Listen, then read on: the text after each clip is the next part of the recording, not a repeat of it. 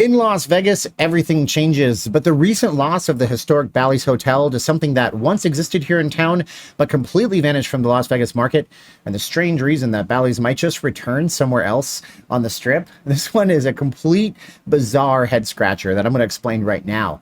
A tale of bankruptcies, mergers, hostile buyouts, and even the massive loss of life on the Las Vegas Strip.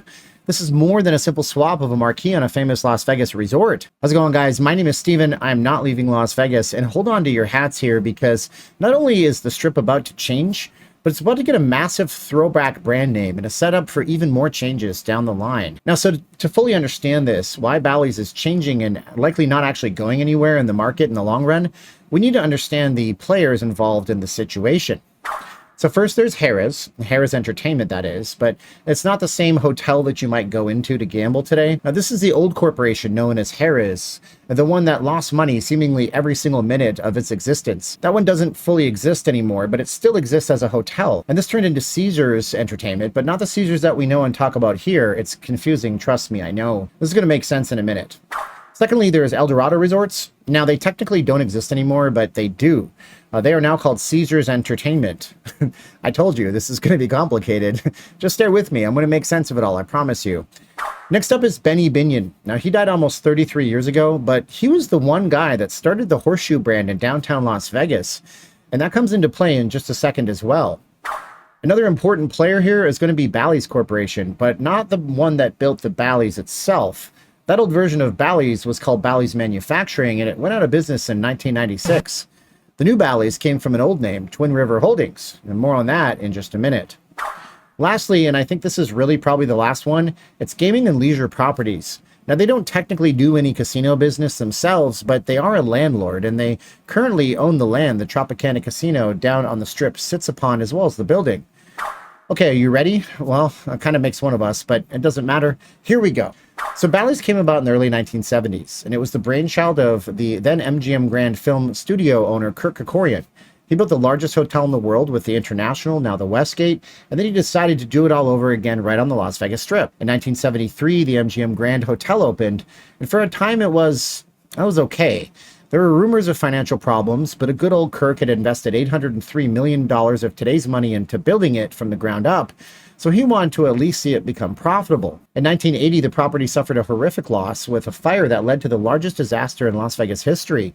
85 dead, 650 injured from smoke, and it was totally preventable, by the way. We're currently doing an entire video on this topic, so be sure to subscribe to the channel and hit the bell to know when I actually release that. A few years after the fire, the property was then sold in 1986, and it went through a rebranding to become what is known as Bally's that we know now, the same one that's being erased right in front of our eyes from the Las Vegas Strip.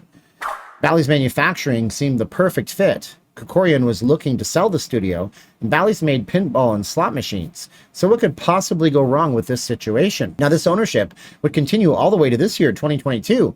But predating all of this, we have, of course, the historic Binions Horseshoe down on Fremont Street.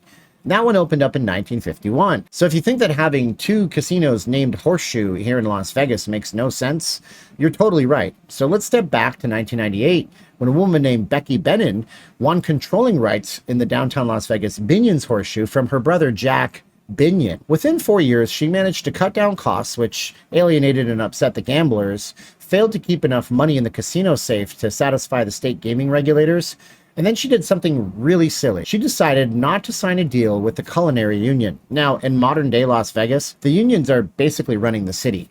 Some would say that they're like the new mafia here, really. And when Binions Horseshoe got behind on payments to medical insurance and pension payments, the union went to court against the casino and Becky herself. The Horseshoe finally sorted things out, signed an agreement, and then again fell behind on that agreement. So what did the union do? They acted like a modern-day gangsters, but through the courts, of course, legally, and they got an order that allowed them to take $1.9 million cash directly from the casino cage of the Horseshoe itself. So this, of course, caused the Horseshoe to cease operations immediately and close, since they literally had no money in the casino vault. And Bennon then agreed a few days later to sell the entire operation of the Horseshoe to Harrah's Entertainment. Entertainment. So now you might be thinking, okay, that makes total sense. A casino company bought into a downtown casino from bankruptcy. Well, if you thought that, you'd be wrong, because literally just a few days later, Harris Corporation turned around and sold off the Binions brand. They kept both the legal rights to the World Series of Poker, which was literally invented by old Benny Binyan, as well as the Horseshoe brand name itself. This is why now when you walk down Fremont Street, you just see Binion's Gambling Hall, not the Horseshoe, and why the World Series of Poker always ends up and being held at a Caesars Entertainment property, by the way. So far, so good, right? We have witnessed the development of Bally's, the rise and fall of the downtown Binions Horseshoe. We did get up to a point where the Horseshoe will be on the Strip again. So how did we get there? That one has a few twists and turns in and of itself. So in 2011, a company called Blvd Investors had just emerged from bankruptcy. This company was a mashup of various racetracks and casinos across mostly the eastern part of the United States. The company that came out of this was called Twin River Holdings. And what they did was they continued to expand as time went on, investing in Hard Rock hotels and casinos and other gaming properties along the way. One key was missing, though, and that was a major Las Vegas brand. And as it was, a major shakeup in the casino business in Las Vegas was taking place, which would allow them to access just that. So enter Dorado Resorts, a company based in Reno with big Vegas hopes and dreams. By 2019, Dorado had been growing at such a clip to the point that they looked south to Vegas to try to get their foot in the marketplace here in town. There was really only one company that would be a good financial fit, and that company happened to be Caesars Entertainment. If you have been paying attention here, formerly Harris Entertainment. So by the time regulators approved the deal, they were ready to make some sort of profit, and what they did was immediately sell off the Bally's brand from the above-mentioned Bally's Hotel to the Twin Rivers Holdings people who were looking to add a Vegas flair to their collection of casinos. And what exactly would Caesars Entertainment, the new Caesars that is, what would they call the Bally's Hotel on the Strip? Well, how about they just bring back an iconic brand to the Las Vegas marketplace? Why not option to use the Horseshoe brand that they acquired all those years ago when they basically corporately raided the Binions downtown of their most prized assets? So let's take a moment just to recap here. Bally started off as the MGM Grand. Remember, that has nothing at all to do with the MGM Grand that we know and love here in Las Vegas today. It was sold off to Bally's, who no longer exist, and then that was purchased by the Harris, who then purchased the Horseshoe brand. After a company called Dorado Resorts purchased the failing Caesars Entertainment Company, which used to be Harris, the Bally's brand was then sold off to Twin River Holdings, and the new and profitable Caesars Entertainment had to replace the Bally's marquee with something, so they chose to go right back into their archives and brand it with the Horseshoe brand. It's quite the story, right? But what if I told you that we can likely expect to see a Bally's hotel on the Las Vegas Strip again after all of this dust has settled? In April 2021, operating under the new name of Bally's Corporation, the old Twin River Holdings Company actually agreed to purchase the Tropicana Hotel on the Las Vegas Strip for $308 million.